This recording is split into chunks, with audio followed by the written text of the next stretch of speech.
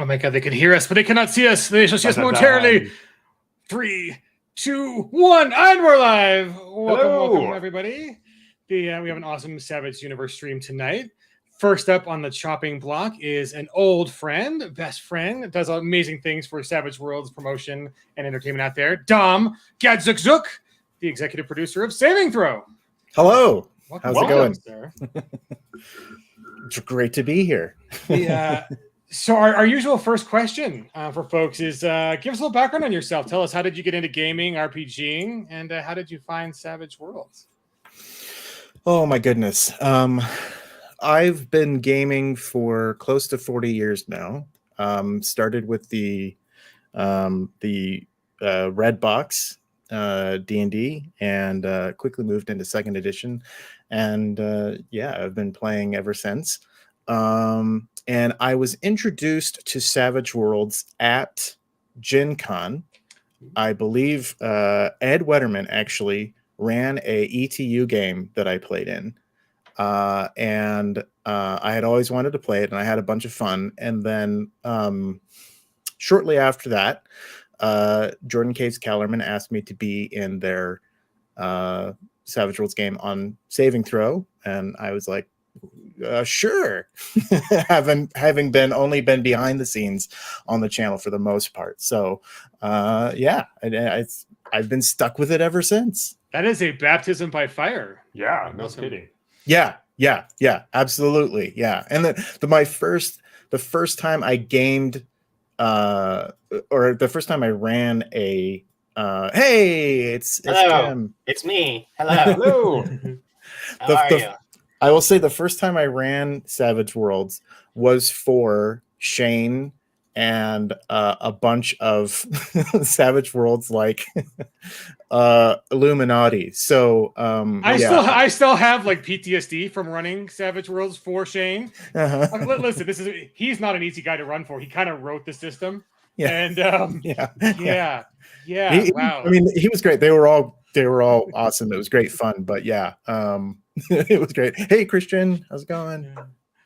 Awesome. Yeah. So just joining us, hot in, off the press, James, evil JimJam, Rodehaver. It's me. Awesome. That's me. Co-owner of Two Kings Entertainment. And, indeed. Awesome. So same question to you, sir. Give us a little background on yourself. How did you get into gaming? What systems do you play? Do you play Savage Worlds even? Maybe. Awesome. Hopefully. If not, we will fix this. And we'll fix it. We've got a great GM right here. Let's go. Hey, yeah. Right. We have connections. We can get some good games. Dom runs an amazing DuckTales game in Savage Worlds. Having gotten to play it, highlight gaming experience. So it sounds very interesting, and I am familiar with a lot of Dom's work because we're acquainted from some of our other endeavors. So yeah, I know he's an excellent GM.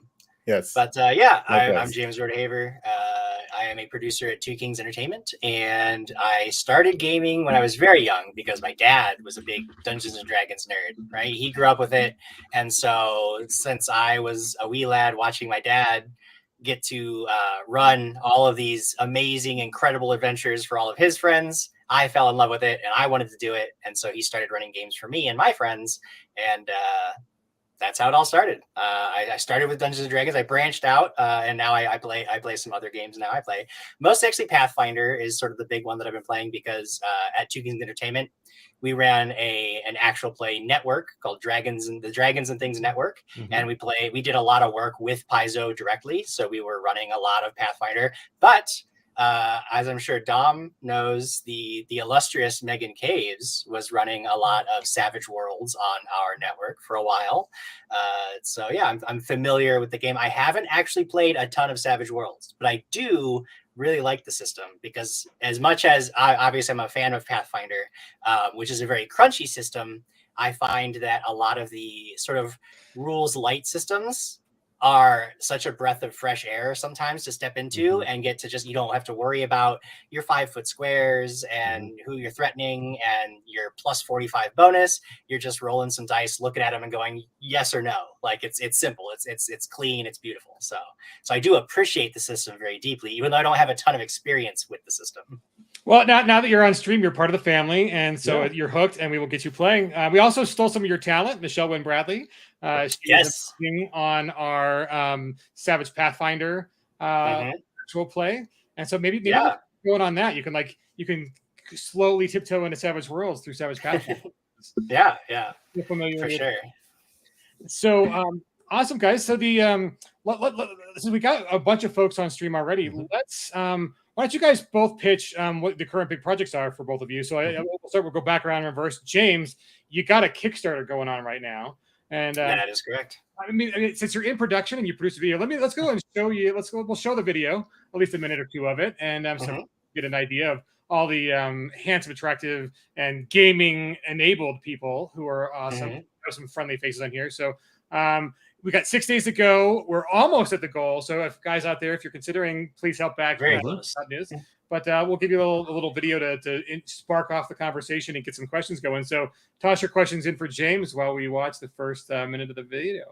I'm Carlos Luna. And I'm Becca Scott. This is Tabletop News, your official stop for all things tabletop. Let's roll. No more endless scrolling, no more massive articles, just fun facts. Skyrim is coming to tabletop with an exciting new board game. Every game starts with an unskippable cutscene and ends when a frustrated player shouts, "Fus Roda!" Reacts. I was told there'd be no math. I am not a math Asian, so let's keep moving. Exclusive interviews with Tabletop's biggest names. Oh, I didn't know donuts was an option. And the largest events. Gen Con! Man, Gen Con really makes me want to cosplay as a guy who attends events. I really can't see you putting on pants for something like that. I feel like there are so many of us who can relate to that.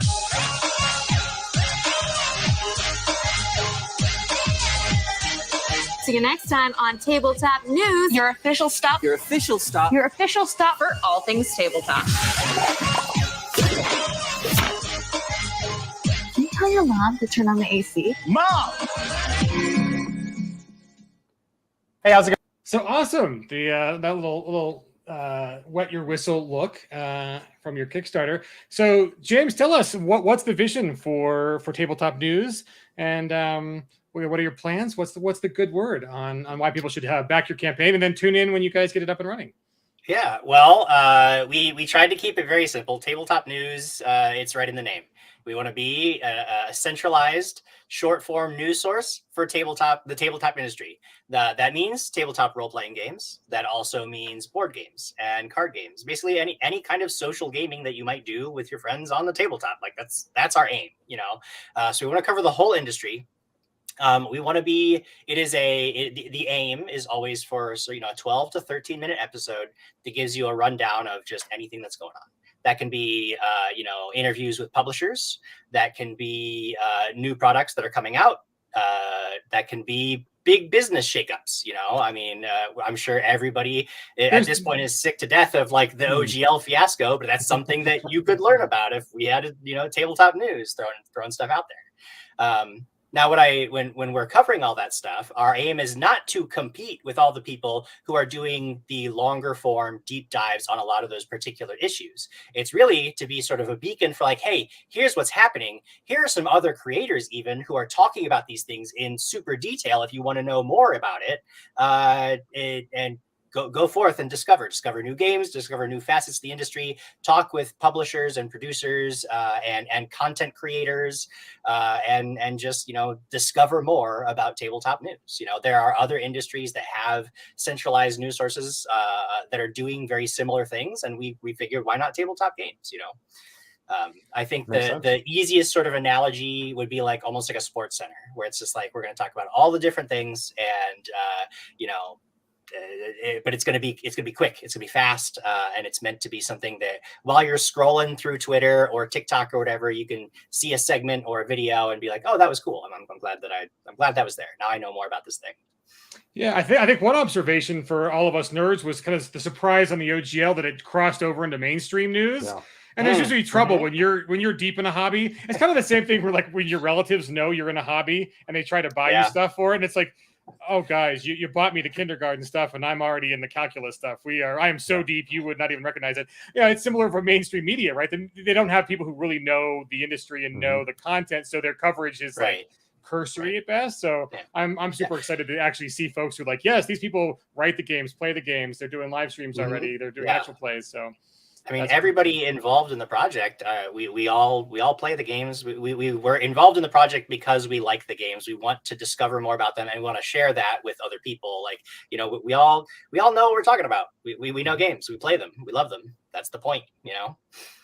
So here's a question, and then we'll ask this of Dom as well. Like, but how has production? So, like, I got a little history of video production. My old man did TV production 20 years ago, and that was back in the days where you had to go to like Station 12 or Studio 12 or whatever, like the actual TV station to do any kind of filming. There weren't, you know, you didn't have home green screens. You certainly didn't have cameras at home that could do it. They had, you know, three guys who were chain smoking in a tape deck room, making sure you had film, and you know, rental by the hour on stuff like that. So the how is COVID changed things? What is it like on your kind of production for this show? Are you doing the big space? Are you doing virtual? How big of an endeavor is production for what you guys are doing? Production of almost any size, even as I'm sure you guys know, just running things from remote locations is always huge. It's always there's the technical aspect of it. There's the creative aspects of it. There's just the logistics of it all that have to come together. And there's a million different things that will go wrong with everything. So you got to plan for the unexpected and then deal with additional unexpected things on top of it all. It's all wild. Now, in terms of how has COVID impacted our production space? I mean, we're intended to be in studio. I mean, part of the reason that we're doing the Kickstarter is to get access to our studio space where we can be on location or on set. Our talent can all be interacting with each other, just as we saw in that test footage that we filmed for the teaser. It's intended to look almost exactly like that. We wanted to give you a sense of what the show will actually look like when we're in there. But then behind the scenes, you know, behind the camera, everybody's got the masks and you got to do the COVID tests. And, you know, there are certain regulations that have been put in place for filming that we follow because that's the safest way to do it. And especially because we're going to be together in the space, we want everybody to be safe. So we will definitely be taking all of those into account. And it does add a layer of complication, but it's nothing that, you know, at this point, at this stage of the game in 2023, we know how to do the precautions. We know how to do it. You know, it's part of the profession now. So awesome. I mean, there is no kind of substitute for live and in person. I think it adds a level of the energy is just so much brighter with that. And we've noticed that with the actual play stuff that we did when we got back into the studio, the games were fun again. I was like, you know, we had all gotten so tired of playing games on Zoom, and now it was so much, the energy is so different. And we felt that there just isn't a substitute for it, you know. Yeah. So true. So Dom, I don't think anyone has produced as much online Savage content as you. So as the reigning champion of getting Savage Worlds out to the masses, tell us a little about your production process, how it's changed, has COVID changed anything, all that wonderful stuff, and again, how folks can support you and, you know, keeping it coming. Yeah, sure. Well, I mean, COVID did quite a number on Saving Throw. So, you know, we had a studio in LA that we were using, and during the shutdown, we basically had to say goodbye and let that go. It just didn't make financial sense to keep that running. So we moved to virtual games, and I just basically took that on like I would any other kind of project, and essentially just, you know, tried to see how integrated I could make that and how you know, successful it could be from that standpoint. So yeah, you know, incorporating VTTs and OBS and ISO feeds and all of these things that I've employed, you know, forever, and now put them into a hybrid kind of work format. And we haven't been able to go back to a live because, you know, I moved out of LA, we had other people move out, and so, you know, a lot of our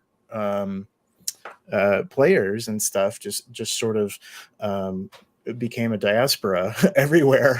And it actually, playing online has enabled us to play with even more people because we're not sort of confined to who can show up at the studio. We can have anybody show up. But I completely agree with Jim.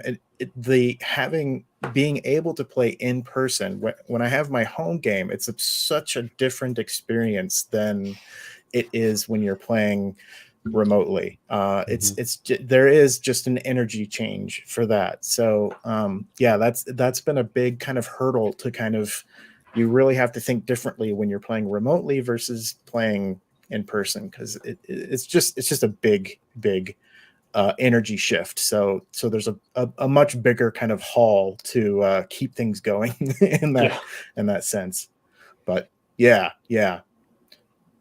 I'll turn it over to JM, because JM runs both online and in a studio, and we were talking before about just the difference in, like, didn't you in your most recent game, you're like, we're gonna have to meet in studio, guys. That was a requirement. I mean, just like James and Dom were saying, we had to go to hybrid, or we went to online strictly because of COVID, and it's only just recently that I've been able to say no. Like, we have a studio here.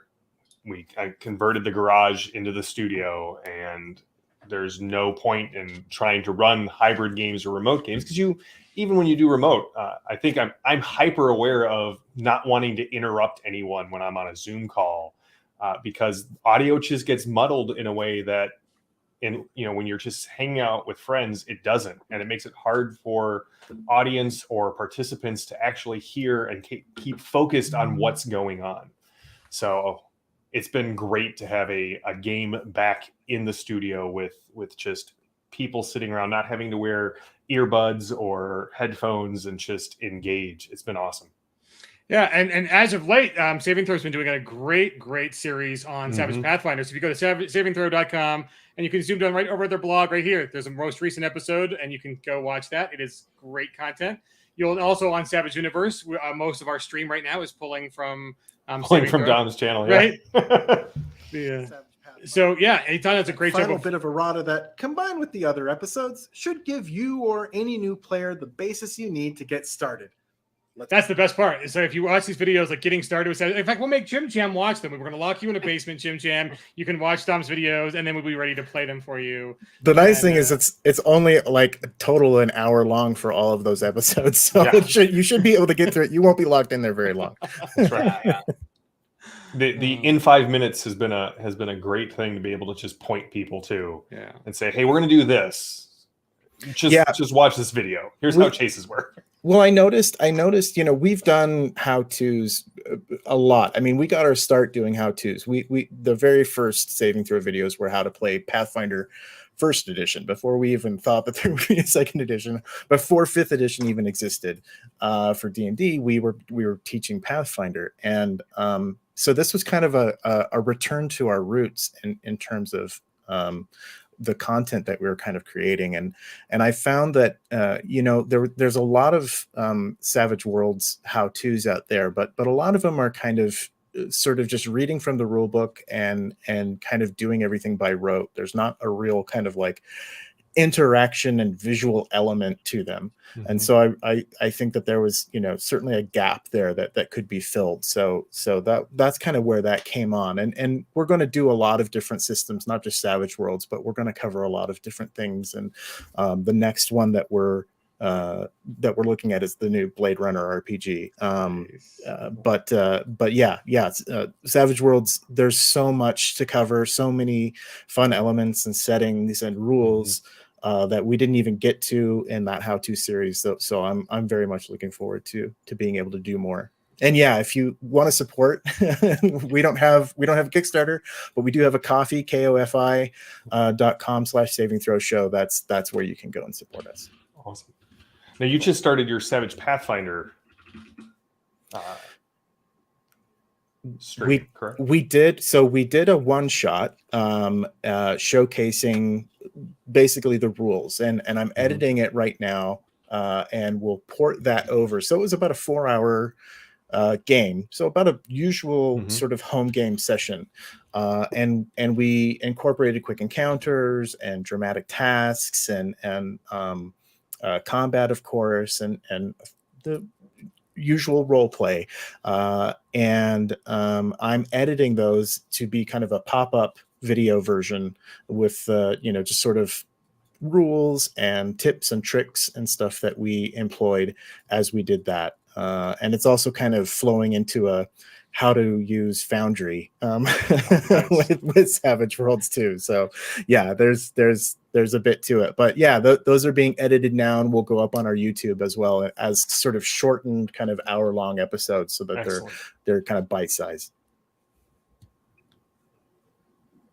Nice. So, question from the chat that's come in. And this, I guess, is well, I guess it's for JimJam. So, will VTT coverage be included on Tabletop News? Yeah, sure. Where VTTs intersect with tabletop gaming, which obviously they do, when major announcements are put out and we see news in that area, there's no reason we wouldn't cover that stuff. Not only because, I mean, obviously there's the virtual aspect of the tabletop, the VTT, but I mean, VTTs are something that you can use in person at a physical tabletop as well. Like they're not exclusionary things, so of course we would cover news where it happens there. Yeah, for sure. Nice. And Dom, like you guys almost always do either custom graphics or theater of the mind on the shows. Do you think is using VTT a tool that is coming along be more successful for production and for kind of production values for demoing games? I think so. There's always a danger of having too much on the screen. And something that we try to sort of push with Saving Throw is that it's a little bit of a heightened gaming experience. It's we have comedians and actors and performers who are doing these roles and embodying these characters. So it's more of a theater kind of performance, just completely improv with dice rolls.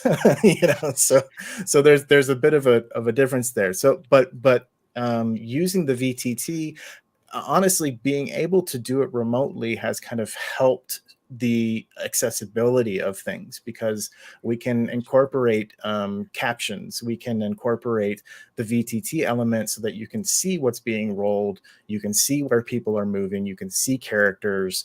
You don't have to rely on a description that happens at the very top of the episode, and then if you miss it, you miss it, and you don't know. So yeah, having a VTT element has really sort of transformed what we're able to show info wise, but it's also there's a give and take. We don't want to overpower the audience with a VTT, and also can our computers handle that as well? There's a lot of elements there, and a lot of GMs. I mean, I'm certainly I love to have music and weather elements and animated modules and things on my VTT. But when you add all that together and you've got 5 people in there, plus you're streaming everything, there's just a lot of stuff. And our GMs are like, I need to concentrate on the game. I can't click all the 1s and 2s to make everything happen as well. So, we're kind of just a one-man operation in that sense. So there's a lot more that can be done with it. And Foundry has a lot of really cool tools for streaming. Really so does. Yeah, having tried to do that as the one guy for PEG on the back end, there's no way that the computer can both. I mean, even a good computer, but I was like, Shay, I need a new computer, buddy, because I cannot run the game in any of the tabletops and stream it at the same time. There is just only so much a graphics card can do at once. And it's just, yeah. I mean, and in my day job, I am an assistant director for AV services at a community college, and one of the things we're working on is a volume space actually for students to use. So you think of the Mandalorian and things like that are using those LED screens, and all I'm thinking is, oh my God, what can I do with this for a game? Can I get the keys for nighttime, because I can do some amazing role play in here? Yeah. So yeah, there's a lot of really cool tech out there that can be done, but it's exciting. It's exciting, kind of merging the two of my passions, which is technology and tabletop games, and I love doing that.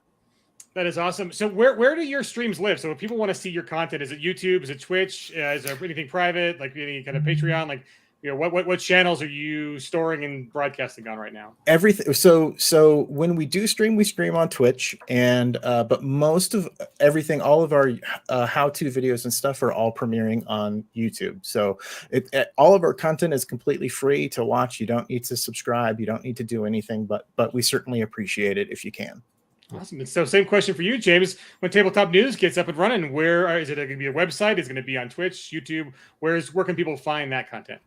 Yeah.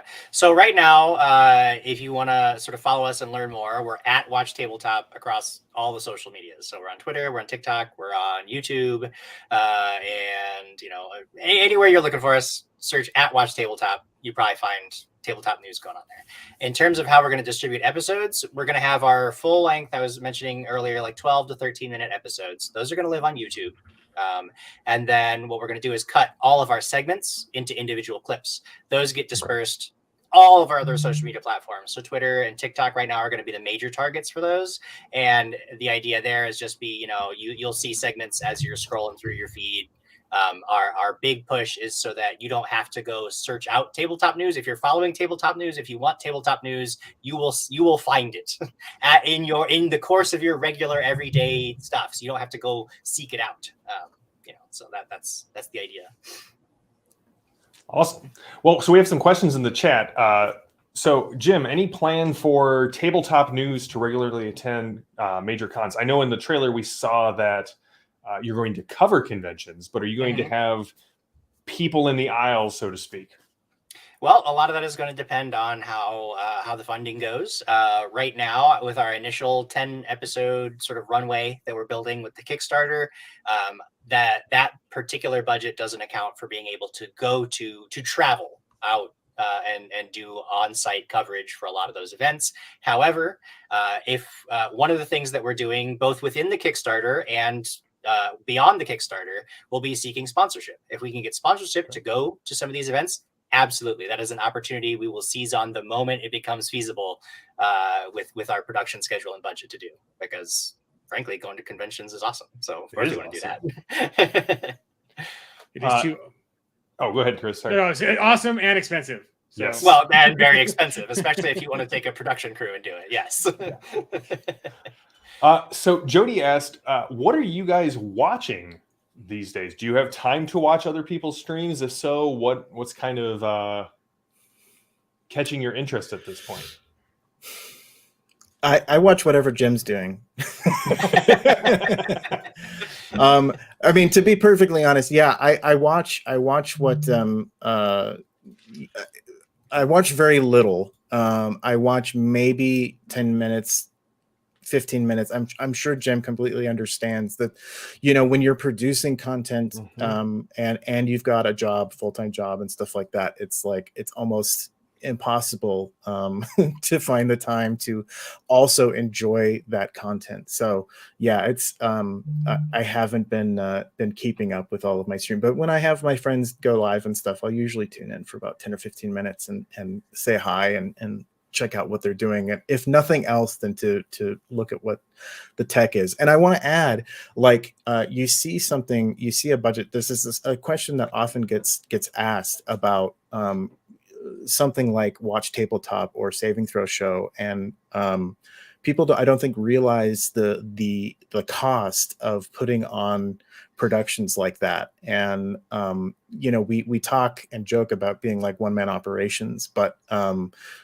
there's so much that can be done if we have the budget to do that. And traditionally tabletop content has been pretty low in that we're not the Mr. Beast Linus Tech Tips kind of level of content generators. And so yeah, it's fascinating and exciting to see more and more people getting into the hobby, and I hope that kind of translates into people sort of seeing what value things like Watch Tabletop and Saving Throw and others can provide. So, well, you mentioned you tune in when your friends' streams go live. Anyone you want to signal boost? I just did, Jim. I watched Tabletop. Yeah, I mean, honestly, yeah, go watch all of their stuff. Harbingers, Megan Caves' stuff. Yeah, anybody, almost everybody who came onto Saving Throw Show is a streamer in their own right, and I would recommend all of them. Awesome. I find it actually, as Don was saying, with the full-time job and trying to run production stuff, finding time for live streams is actually very difficult. But there are a couple of podcasts that I've gotten into. I love the Adventure Zone. I listen to a group called the Glass Cannon. Glass Cannon podcast is amazing. They run really great Pathfinder content, and they've started to branch out into other systems. Yeah. So I've really gotten to hear a lot of different types of games through them. So those are my two big ones in terms of the game content that I get to consume while I'm doing other things. Yeah. So here's a crazy question. So you're in the tabletop space rather heavily, multiple branch kind of stuff. The doing the good work. I mean, really, in production is very technical work, right? It is I think folks.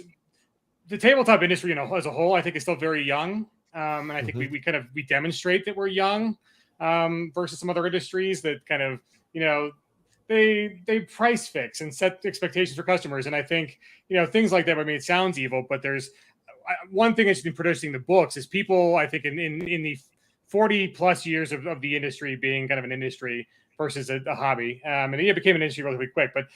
I think people who are in the hobby that long still expect like an RPG book to cost the same it did as when they started playing, except the book is now, 500 pieces of art or 200 pieces of art versus 12 black and white. And then it's got to be on color paper. And I think that probably even worse, the scale of what the expectation is for production, right? The fact that we did a little tiny fan podcast a couple years back, and people were very harsh on the quality of the audio. And it's like, guys, we're not making any money on this podcast. There's like 20 people, maybe 100 who download this. You could all give me $10 and I still couldn't afford a halfway prosumer microphone, let alone something quality. And then you both are producing, excellent quality, gorgeous stuff on cameras that probably cost more than houses or cars even.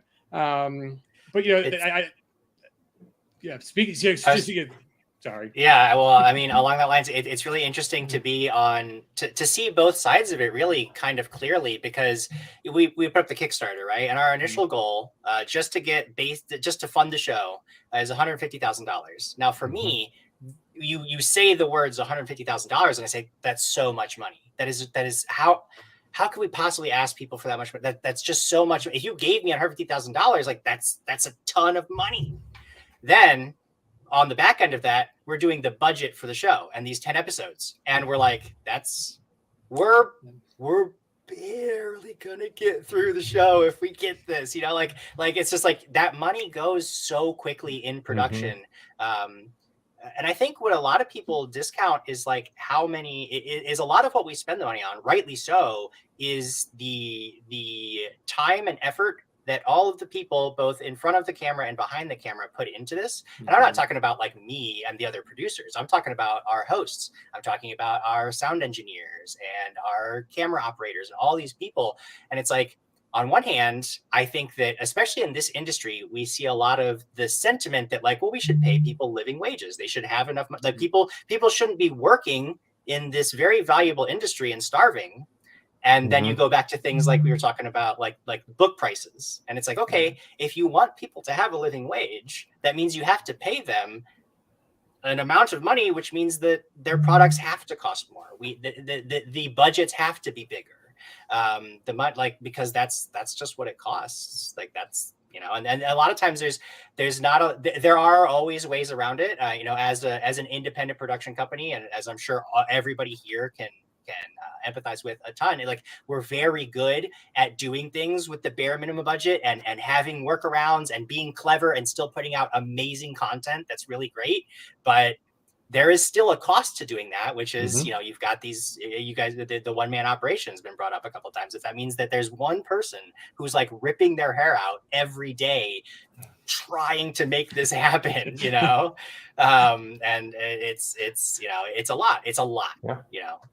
When Paizo announced when they were doing their second edition of Pathfinder that they were going to increase the price of their core book, I was like, no, that makes sense. Like, I'm coming from academia and a 700-page full color textbook, and they're like, we're increasing it $10, and I'm like, that is insane. that it only jumped that much. Yeah. Well, yeah, but the fans are like, I remember paying, you know. Thanks, Jimmy. So yeah, I mean, I don't envy you guys having to do the high quality video production work. I mean, how many more people are involved in that than there are even in book production? And so I mean, as much as we can help boost the signal and let folks know that there really is a value in this. I mean, I think, you know, a lot of us have come out of the closet as gamers, and now it's cool. And, you know, there's so many more people who are, you know, approaching the industry. And, you know, that can't just be led by one or two companies, right? That really means to be a community effort. And, you know, but there is that scale where, you know, Wizards can do things because they can guarantee to move 100,000 copies of anything they print, where, you know, we would like to move 100,000 copies in a month, but you know, of every book. But you know, that it's interesting. Like, you know, very much when you said, like, you know, hey, like the AI art thing is a very, very, you know, controversial topic to be talking about. And it's like, guys, if you know, this isn't going to hurt Wizards. Wizards has Magic money, Magic the Gathering. They can pay full-time artists all the time, and you know, buying a $500 piece of art or $1,000 piece of art isn't so bad when you can sell 10,000 to 100,000 copies of what that art needs to go to. Some small, like, you know, that's one of the things with SavageUniverse. Like, you know, for you two who don't know, SavageUniverse is basically our effort to boost the signal for everybody who's involved in Savage Worlds who isn't Pinnacle. And, you know, so if you're only going to sell maybe 500 copies of your book, well, that $500 piece of art, that's $1 out of every copy. And, you know, and if you can only sell it for 50 and you have to have a 10 times markup, great. You can buy one piece of art and the rest of it has to go somewhere else. And people are like, pay artists. It's like, yes, we do want to pay artists, but artists are expensive. And, you know, we're competing with video games and collectible card companies and the little folks. And, you know, there aren't the budgets. So, you know. I mean, that's another big sort of thing that we want to do with Tabletop News is because right now, as you mentioned, I think the hobby is growing a lot. I mean, like, we're getting a lot more mainstream awareness, and a lot of that gets funneled through companies like Wizards with name brands like Dungeons and Dragons. Everybody knows that. Like, the average person might be familiar with Dungeons and Dragons and just think that's the entire industry. So it's like, well, no, if we're expanding the industry, we want people who are interested coming in to have an outlet to learn about other games, other publishers, all the other amazing stuff that's happening, because like it does deserve that exposure. And we want people to understand, like, there's a lot more to it than just Dungeons and Dragons, you know, like, there's a ton. I've had many late night discussions with content creators about sort of the lack of a kind of unifying almost TV guide thing for people to go to and figure out what's happening, because you have, you know, very large entities and this is certainly no shade, but on D&D and like Critical Role and Dimension 20 are huge with large built-in fan bases, and it's very difficult for those fans. I mean, you think about how many people a Critical Role live show pulls in, and I'm sure we're not even seeing close to the actual numbers that are showing up on Twitch, you know, and you think of how big that audience is, and then you look at number 2, number 3, number 4, who else is streaming D&D at that time, or even any other time, and there's no comparison. They're not even close.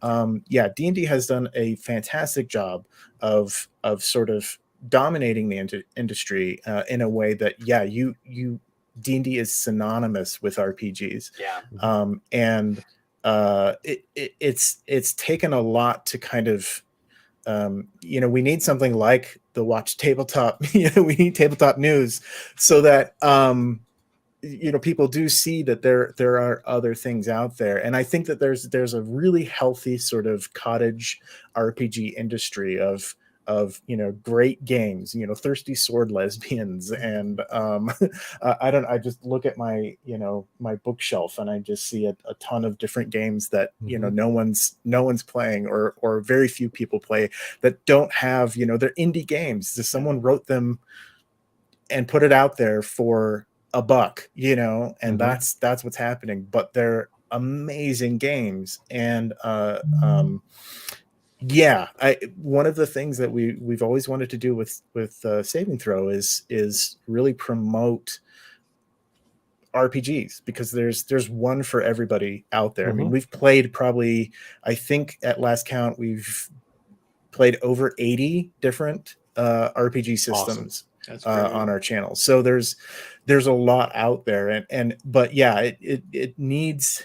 I know one thing that I have been running into is just social media, and a lot of people are kind of jumping ship off of Twitter, but the RPG industry has had a really healthy kind of conversation going on Twitter, but with the recent things happening on that service, a lot of people are like, where can we go? The problem is that no tastemaker has jumped to another service yet, so and Google Plus going down also killed a whole lot of Google Plus. Yeah. So yeah, it's been a really kind of interesting few years. I mean, we've been streaming since 2014, so we've been doing this for quite a while, and seeing the industry shift so much in that amount of time has been really interesting. And yeah, it's just kind of fascinating where everyone's kind of coming from, old gamers, new gamers, all of that stuff, and what their kind of perception is of the industry. No, very true. So here's a question: not that you have the time, or the cash, or the attention, but since you guys are both in the TTRPG creator space, have you ever thought about, if you could, maybe you don't have to spoil it, creating a setting or a book or a game, any whether tabletop, board game, or RPG? What would it be? So let's start with James first, because I got my brain is working too hard to answer this question right now, so I'm going to throw it right to you and see what comes out. Would I ever create a game setting or system of my own? Sure. Do I have an idea that's burning in my mind? Not at the moment. Okay. But I do a lot of freelance writing in the space. I've had contracts with Paizo. I've written some adventures. There's a company called Dungeon Crate that does monthly crates that go out. I've written a ton of their content. So I very much enjoy writing for games. Content production is something I kind of fell into, even though it's become more of my focus. My true passion in the space is writing for it. So absolutely. I love writing for games. And I certainly would seize on the opportunity to create my own system. But I don't have one that I'm currently working on. For our one of our flagship projects with the Dragons and Things Network, our Pathfinder 2nd edition show was called Vantum, and Vantum was our own homebrewed setting that I created a whole setting for it, but it was in the Pathfinder space. It was all using their rule set and stuff. I didn't invent my own game to do it. Awesome, good stuff. Dom, sir, if you could. Oh, I mean, boy. getting the DuckTales license might be a big ask. Yeah. I mean, yeah, I don't know. I mean, every month on our coffee, I release a 1-page system agnostic adventure. So I do that. I'm always thinking about that. Honestly, right now, if I could, I have a Weird West idea that I would love to get off the ground. That I want to do as a web series mixed with actual plays, mixed with convention games that all kind of feed into each other and create a story, and have that kind of Hollywood production value and stuff that kind of go into it. I would love to do something like that. I have this burning idea in my head, but it's a money thing. I know those ideas. But now it exists. It has been said, so then it would be written, and then it would be done. Right? That's awesome. Yeah. So let's see. We're about 3/4 way through our show. So let's throw it out to you guys. Dom, do you have any questions for James? And James, do you have any questions for Dom? Ooh. Right? We'll let the turning it over to the guest. Dangerous. Here, I'll go. It's like doing crowd work in comedy. Because even though I haven't played a ton of Savage Worlds, I know a little bit about the system. And I will say this, I've seen that people will say that Savage Worlds, compared to like a Dungeons and Dragons or a Pathfinder, is a more deadly system. And I think, and I've played around with a lot of systems that are considered more deadly, you know. And I want to know if you all find the same thing. Does a more deadly system actually tend to result in more character deaths? I to be honest, I have not seen a huge shift in our. I was telling before we started, I have a home game. I have a home game, and we were playing Curse of Strahd, and I ran a Deadlands one shot for them, and they loved the Savage Worlds system, and I convinced them to switch over to Pathfinder for Savage Worlds, and it takes a little bit to kind of get used to the kind of combat balance and everything. But for me, from my money, Savage Worlds has a much more fluid combat system. Takes a bit of getting used to, but I never found that my characters were in any more danger necessarily, and it was certainly more exciting because there wasn't that attrition value of, I have 100 hit points or I have 1 hit point, but regardless, I can still hit you as hard as I was hitting you before, so yeah, I definitely hear that. What I was running into was a lot of people are like, man, I hit their parry, but I didn't hit their toughness. That's so frustrating. And I'm like, but that's the story element.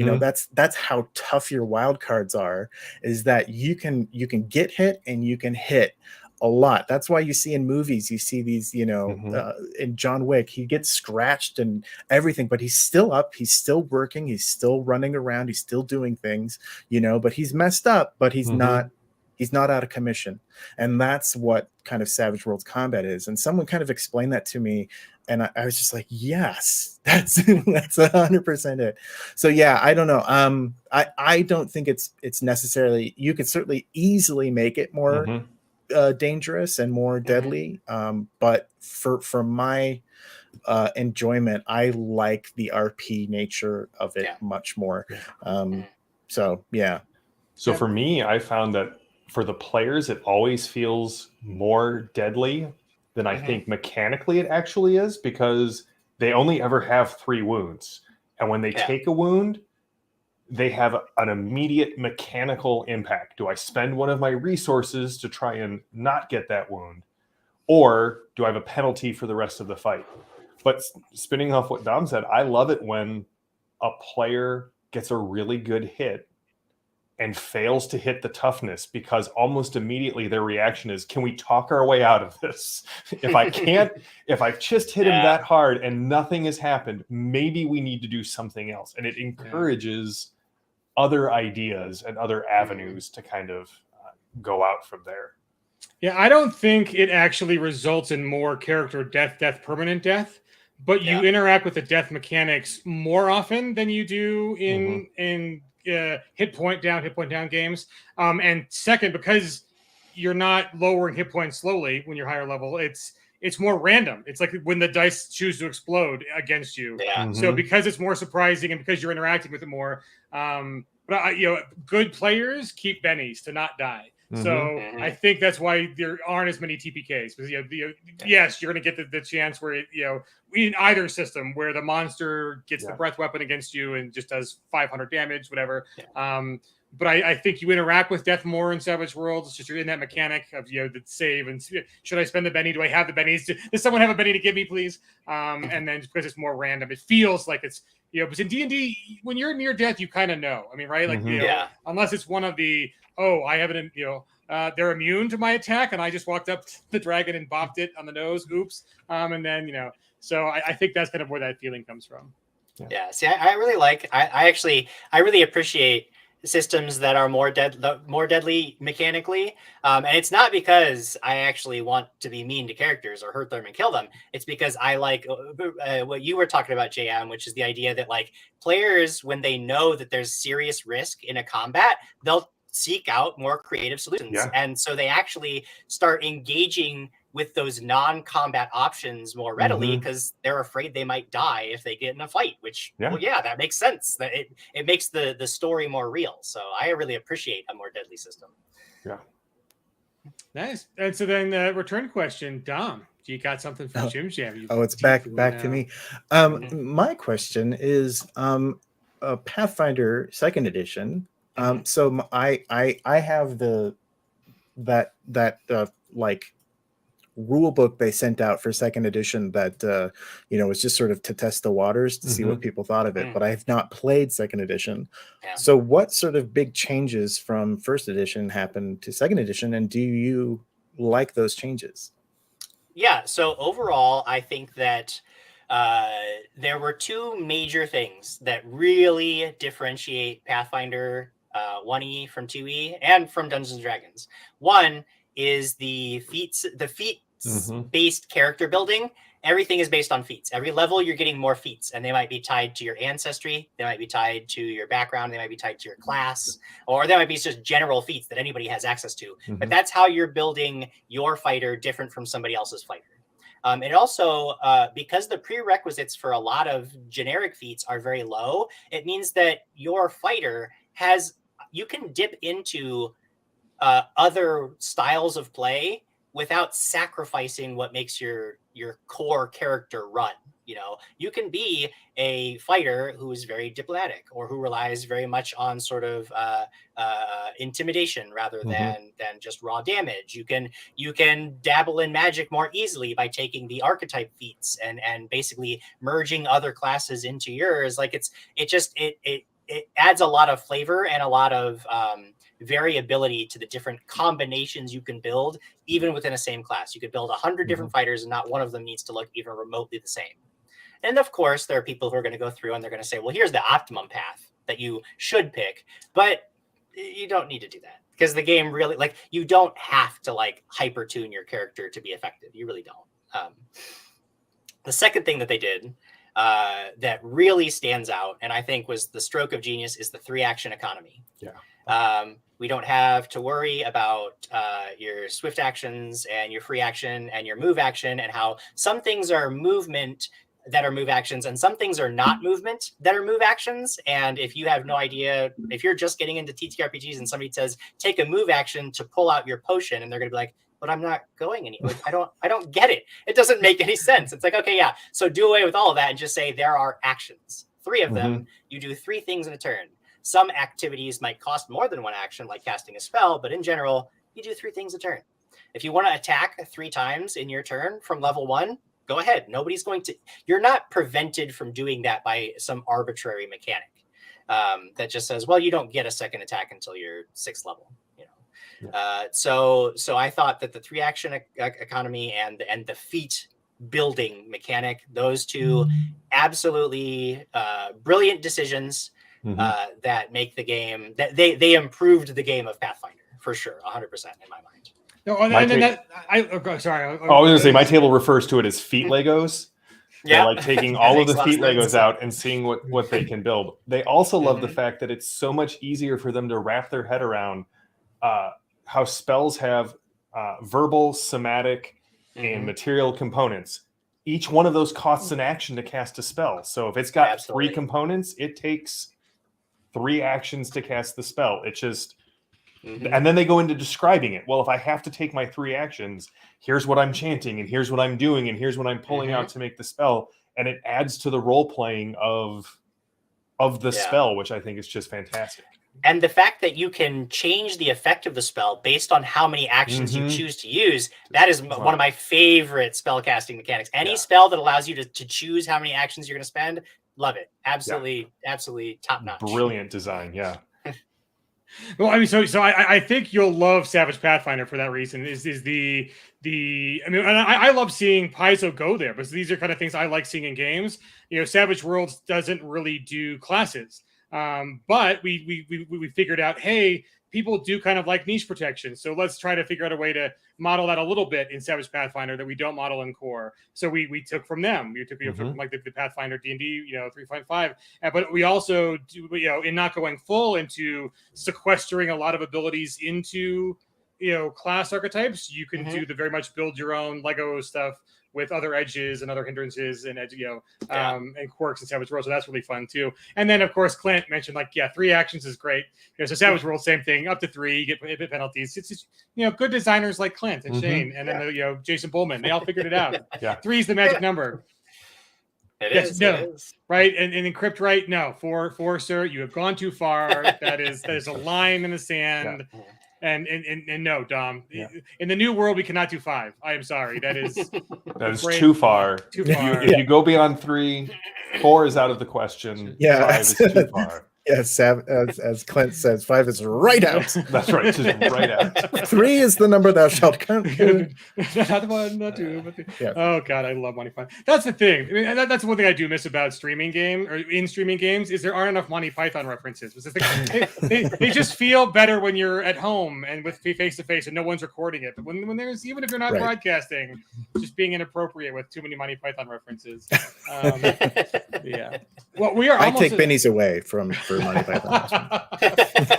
That's the new rule. You can lose bennies. Yeah. Oh, amazing. That I consider it spending a benny in order to make a Monty Python. Yes, it's my reward for spending my resource.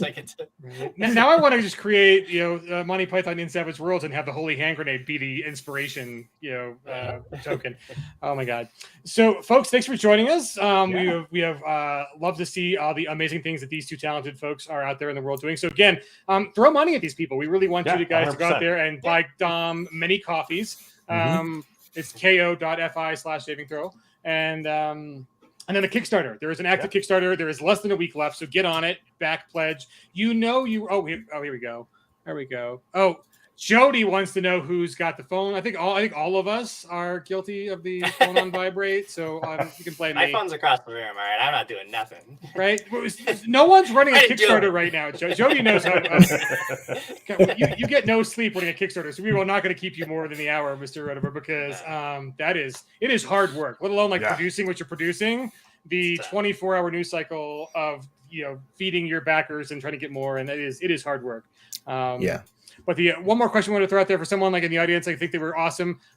Yes, if you are an artist who wants to work for Pinnacle or any other company, do get your portfolios up. Do submit. Ours is Alita Saxon from Sigil Entertainment. She handles all of our portfolio management, and that's one thing I do want to mention about even though AI and all these things are amazing, and we are hiring more artists than ever. There are, hundreds and hundreds of artists we hired as Pinnacle last year. Other companies do more than we do, like Wizards, but we hire a whole lot. Hundreds of thousands of dollars of artists, and we're not slowing down. We're not changing from AI art. We're not banning AI art either, but do reach out, do develop your portfolios. There is a future for you in the tabletop gaming space as an artist. There always will be. So yes, do check us out. And then Christians, I would be remiss if I didn't tell you that so you can find tabletop news on Kickstarter. You can find Saving Throw on their website. Our show, tomorrow we're gonna have Clint Black on Office Hours, and he might give some spoilers on some upcoming stuff, maybe for Necessary Evil.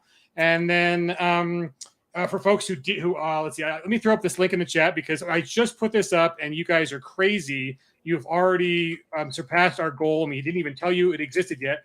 Mr. Clint Black is going to be running a charity stream that benefits the Multiple Sclerosis Society. So let me pull out that link in the chat there. So we already have a Facebook way to donate, and then we'll have other links to the MS Society, but that's where you can go to donate already. And to give you a little preview of that, next Wednesday, April 19th, starting at 7 p.m. Eastern, make your way over to our official Twitch channel. Wherever you're watching now, that's where you can watch it, Twitch or YouTube. For a very special live stream actual play of Necessary Evil in support of the National Multiple Sclerosis Society. Necessary Evil, if you haven't heard of it, is a supers game set in Savage Worlds where players take on the roles of supervillains who have to become the unlikely heroes because the heroes have been wiped off of the planet by an army of invading aliens. And the creator of Necessary Evil, Clint Black, is the game master for an original adventure featuring the iconic supervillain team, the Graveyard Shift.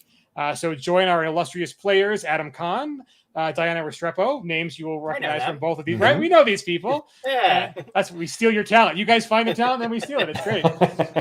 And also people in the chat, the Ace licensees from the Immaterial Plane, Christian Serrano and Jennifer Sutcliffe, as they face the Visori invasion after interrupting date night. So it's a couples-themed stream.